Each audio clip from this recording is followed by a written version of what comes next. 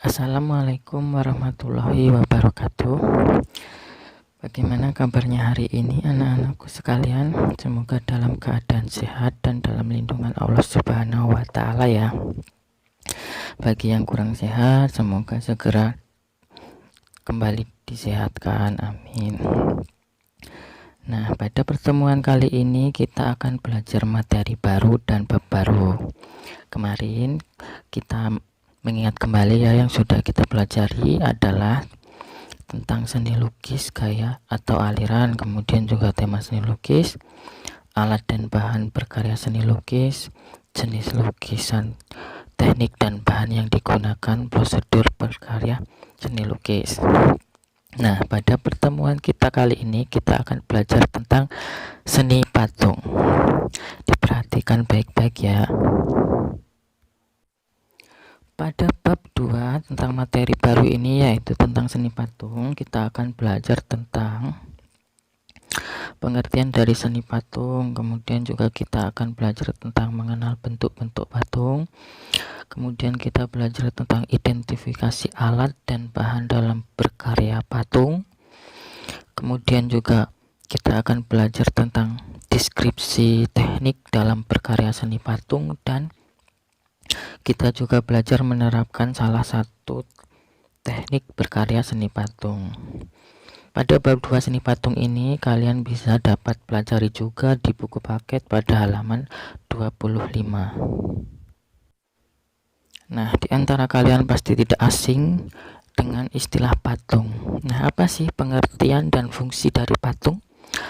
Patung diartikan juga sebagai plastik art atau seni plastik, karena patung identik dengan sebuah cipta karya manusia yang meniru bentuk dan memiliki keindahan atau estetik. Patung bersifat 3 dimensi atau benda yang bervolume, artinya bisa dilihat dari berbagai arah. Sedangkan ada beberapa pendapat tentang seni patung. Nah, itu dapat kalian baca-baca lagi di buku paket halaman 27 sampai 28. Secara umum, berdasarkan pembuatannya seni patung ada 3 macam, yaitu 1. Patung sebagai fungsi personal. Karya seni patung diciptakan semata-mata untuk kepentingan personal atau pribadi, sebagai ekspresi perasaan dan ungkapan pribadi, termasuk tujuan religi atau sarana beribadah. Nah, itu berdasarkan pembuatannya. Secara umum patung disebut sebagai memiliki fungsi personal. Nah, apa itu? Yaitu karya seni patung diciptakan semata-mata untuk kepentingan pribadi, yaitu sebagai ekspresi perasaan dan ungkapan pribadi, termasuk tujuan religi atau sarana beribadah. Yang kedua, patung sebagai fungsi sosial. Maksudnya adalah patung diciptakan untuk memperingati suatu peristiwa yang bersejarah atau mengenang jasa seorang pahlawan besar dalam sebuah bangsa atau kelompok. Dan yang ketiga, yaitu patung sebagai fungsi fisik. Maksudnya adalah patung-patung yang dibuat sengaja untuk menghiasi sebuah taman, sebagai dekorasi di sebuah gedung, dan juga berfungsi memperindah sebuah konstruksi bangunan. Nah, itu adalah 3 macam secara umum berdasarkan pembuatannya patung berfungsi sebagai 3 hal tersebut. Lanjut, yaitu bentuk dan jenis patung. Patung modern dapat dibedakan menjadi 3 lagi. Yang pertama, bentuk imitatif atau realisme representatif. Nah, bentuk imitatif dalam patung ini yaitu jenis patung yang tiruan dari bentuk alam atau manusia, hewan, dan tumbuhan. Perwujudannya berdasarkan fisioplastik atau bentuk fisik, baik anatomi, proporsi, harmoni, dan kesatuan unit bentuk. corak realis.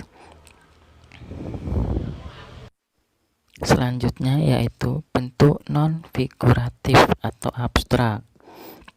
Pada bentuk ini, patung meninggalkan bentuk-bentuk alam dan perwujudannya, jadi bersifat abstrak.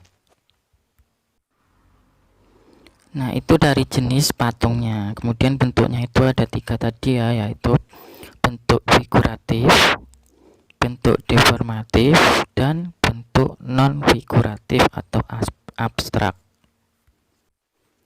Bahan dan alat dalam berkarya seni patung. Yang pertama bahan-bahannya dulu ya.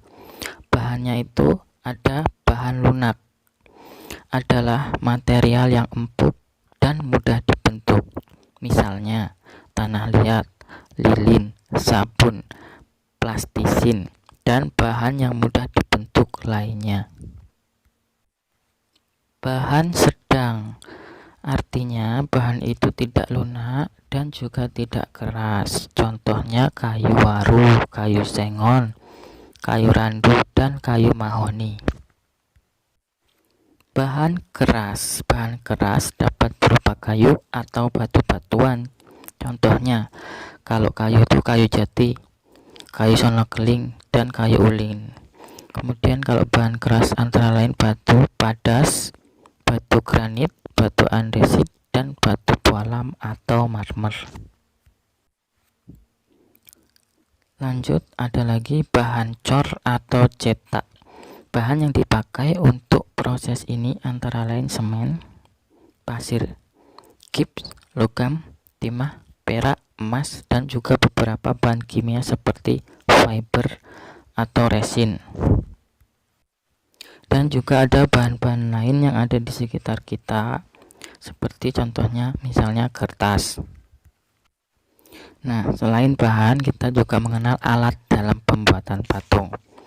Peralatan yang digunakan untuk membuat patung tergantung kepada bahan dan teknik yang digunakan.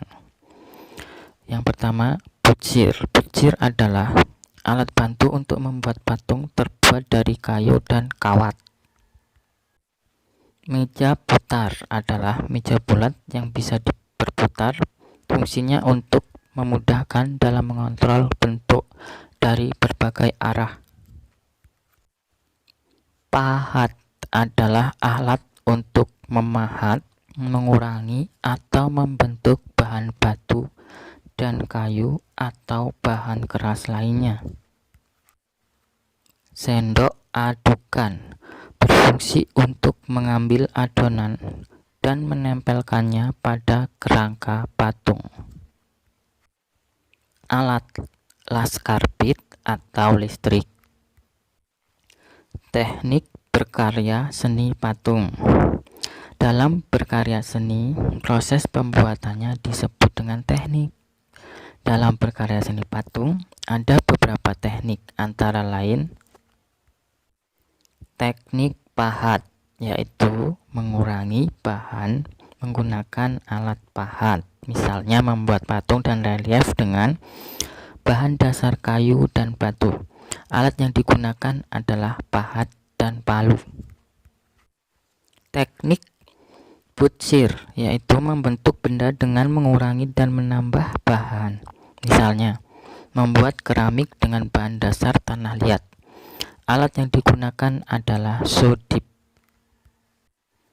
Teknik cor, yaitu membuat karya seni dengan membuat alat cetakan terlebih dahulu, kemudian dituangkan adonan berupa semen, gips, dan sebagainya sehingga menghasilkan bentuk yang diinginkan. Alat yang digunakan adalah cetakan. Teknik cetak, yaitu membuat karya seni dengan cara membuat cetakan terlebih dahulu. Misalnya membuat karya patung kerajinan dengan bahan dasar tanah liat dan semen. Dan teknik assembling atau merakit adalah membuat sebuah komposisi atau sambungan dari material seperti besi, logam, tembaga, atau berbagai macam material seperti benda atau found objek, kertas, kayu, dan tekstil. Bisa dengan cara las listrik, menyambung dengan lem untuk membuat karya untuk mendapatkan bentuk tertentu. Misalnya berkarya seni patung kontemporer dengan bahan dasar logam atau besi. Nah, itulah pembelajaran kita pada bab baru, yaitu bab 2 seni patung pada pertemuan kita pada hari ini.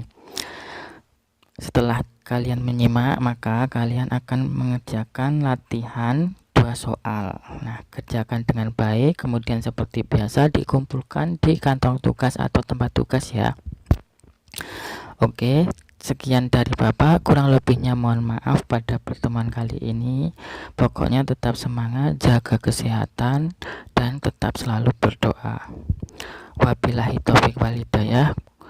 Mohon maaf apabila ada kesalahan. Wassalamualaikum warahmatullahi wabarakatuh. Terima kasih.